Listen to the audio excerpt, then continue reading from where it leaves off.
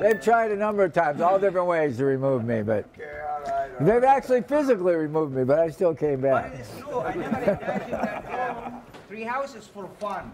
Let's keep it fun. But before you talk to him, or before you have to go to an engineer, you really want to understand the basic principles of engineering, because you do not, by any means, want to be held to the mercy of someone like him. If you understand the principles of engineering, when you present it to an engineer, you can, you know, he can understand it easier. He'll charge you less if you do it right. He should. I mean, it shouldn't take as much work for him. And then you're actually in a position, because there is still a good give and take. Okay, what's the simplest type of treehouse, you know, that you could possibly make? A platform, and with how many trees? 4 trees, right? 4 trees. You put 2 beams in, and then you put your joists in, you know, and it'd be nice if they were square, right? Say you had trees that are 14 feet apart or 13 feet apart, right? And so and they're square. And you put your 2 beams in, and then you stack your joists on top. And it's just a platform. And so what would your point loads be? Then you're creating a load, you're putting the load on the tree. Each one of these is a point load. Now the difference between a tree house and a regular house is it has a continuous foundation. But with tree houses, they're point loaded. All right, this roof on this structure, it's supported by this post here, this point here, and then it's got 2 points of this. So it's 4 pointed things. So everything's built off. The roof is built off of that. But the foundation of it, we put in different posts. So that load is more dispersed. But to make it a tree house, if it didn't have those and you just connected to those 4 places, then those are the 4 points that you have to engineer your tree house to stay up. And then the different things that are involved in that, on how you compute that, is you get the square footage area. You divide it up, and you can see, you know, this, because it's square, each one is around 50 square feet. Dead load for the floor, which is, they say, 15 pounds per square foot. And then it depends on what type of floor you do, but how many joists you have insulation, if you got plumbing, all these different things. So, but then you have to do a thing called live load. That's the LL. So when you build a tree house, when you want to get a permit for it, if it's a residential, it's going to be 40 pounds per square foot. And somebody says, well, we're only going to be a couple kids up there. Well, they want you to you don't know that there's just going to be a couple kids. You might be gone, and the kids will have a party over there. And there's been a lot of accidents, a lot of times on balconies and stuff like that at parties, where they've overloaded the balcony, and down comes the balcony, and a bunch of people get hurt.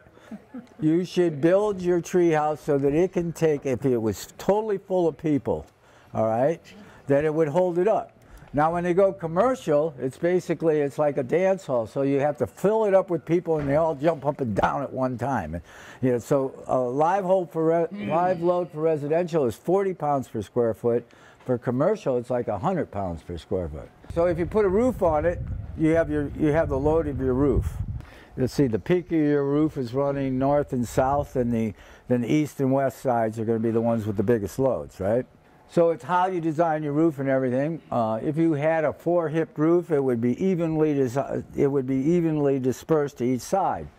And they give it's a 10 pounds per square foot on that, and then partial walls and walls are 10 pounds per square foot. Right. And the roof would be, not that if it covers a 100-foot area, it's slanted, it's more than 100 feet then, because the actual distance, the square foot of the distance of it. Okay, so now, then you have your 4 trees, and then you put on a porch, right? You add a porch. You cantilever a porch over the side. So now you're getting a little bit more complicated. So now you've got the 50 feet on the inside, and then you've got another 25 feet. So this one here, that one has 75 square feet, and this one here has 75 square feet.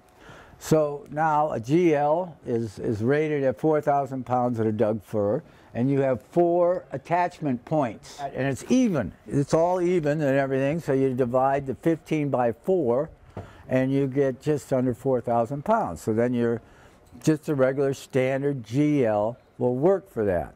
And that's basically what this class is about, is because I have people ask me all the time, well, what size treehouse, what size GL should I use? Like the other day, we tested this one here. We put a suspender on it, and we got up to 17,000 pounds. So that's rated at almost 9,000 pounds. We doubled it up so that tree house can be, you know, a platform can be almost twice as big.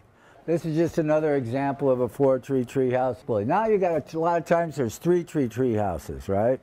You want to spread the house out. You don't want a triangle house. Everybody wants to get a little bit more square footage. A lot of times you'll cantilever out on the side there, so that'll increase the amount that tree holds. If the tree's big enough, you can cantilever out on both sides. But then that's where we get into knee braces and spreaders and stuff like that. This is the serendipity here, all right? And we have a spreader on the back of it over there. It dispersed the load more into the back of the treehouse. That was the framework of it back 15 years ago. And then this is another way of doing it, is having and you spread it out. And there we have 3 GLs. So we can disperse the load that's on that side between the 3 GLs. You draw up a sketch, you know, sort of to scale. You figure out how many square feet your treehouse is, and you sort of look at it and try to divide it up. You know, it's like halfway between the one point and the other point. And then you figure out what it's going to weigh. And then snow load, people say, well, nobody's going to be up in the snow. But partial failures of GLs have been over the winter, because over the winter you can get they're not in the treehouse. It gets a buildup of snow. Not only that, it's windy and stormy. And what can happen with your treehouse is it can shift all to one part, you know, spot. They move around more, you know. But a lot of times people say, well, how much do you think that treehouse weighs? That's not the big factor in computing the engineering for a treehouse, or what size to make your GLs, because there is movement, there is live load, there is, you know, and the dead load is probably one of the smaller load factors that an engineer has to keep in mind. And your wind load, well, we're not even going to talk about wind load. The peacock perch, that's this one here. It's a 3-tree, there are 3 points, and you know, it took me 8 years to get a permit for that one. They ordered me to tear it down, and how I got them to rescind the tear down order was we did a live stress test on it. And that's what we did. We put 100 people up in that treehouse. Well, no, 66 people, 2 dogs, a cat, and we're not sure if the hummingbird lighted or not. You know, and that worked out, it was over 10,000 pounds, and that worked out to be about what code required for the live load, the dead load, you know, the walls and the buildings and everything. So we were able to show that it was safe, and they rescinded the tear down order. The thing with tree houses is nobody knew what anything would hold. And part of what we did here from the beginning was starting to test how much does this point hold. I first called it the artificial limb, basically, because a lot of tree houses were kind of built on limbs, right? And you needed a limb someplace, so artificially put one in. And then there's the 2-tree tree house, but a lot of times you can get 2 trees, and if they're long as they're under 20 feet apart or so, it's not too difficult. It's nice if they're only 12 feet apart. If you're getting to 20 feet apart, you're talking to an engineer. That's evenly balanced. Half the load's going to be one tree, other half's the other tree. If you put a porch on it, it's going to take more of the load. That's just a standard GL that's rated as 4,000 pounds, a 1-inch GL, 2 inches out from the tree. Now, if you want to leave more room than 2 inches, for growth, because it doesn't, you know, that can be, in some areas can only be 5 or 10 years. Then you're talking about adding, I'm saying add an inch of boss for every more inch you want to go out. More than 4,000 pounds, then you need to either do a suspender or support it underneath with the adjustable knee braces. This one here is one that we did in redwoods, and it's got 2 spreader beams. We actually did a through and through. This has got an 1.25 inch all thread drilled all the way through the tree with a boss on the backside, and all the way through here, and then supported down to a GL down here. One of the things with the adjustable knee brace, there's a pull out on them as you load the top of a GL. It'll want to pull out. Redwood's pretty soft, and so by going all the way through the tree and putting a boss on the other side, there's no way that thing's going to pull out. Now this one here is a layout for one that we did in North Carolina, 36 feet altogether, and then it's 16 feet wide. So that's quite a bit of load on that one. This one was engineered. There's what it turned out. This is the framework underneath it, and we did this out of metal. Now this has got 2 sets of knee braces on it. 8 GLs supporting half that load, so 16 altogether, and they had big bosses on them, right? That was a nice engineer in North Carolina, not like the ones we have around here. Very good. Okay, so now let's go to a single tree house here. Well, this actually has a through and through in it. This has a greenwood through and through in it, but it's supported on both sides. Most of the weight and everything, the roof, all the roof is actually, it doesn't go to the inside of this.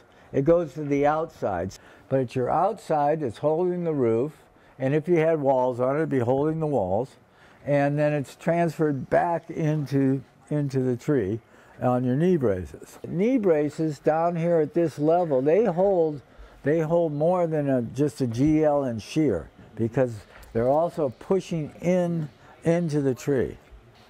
Okay, but now that's just a little simple guy right there. This one here, this is the Magistry, which is up there, which is this. And now one of the things I like to do is I like to balance the load. I really don't like making them not symmetrical.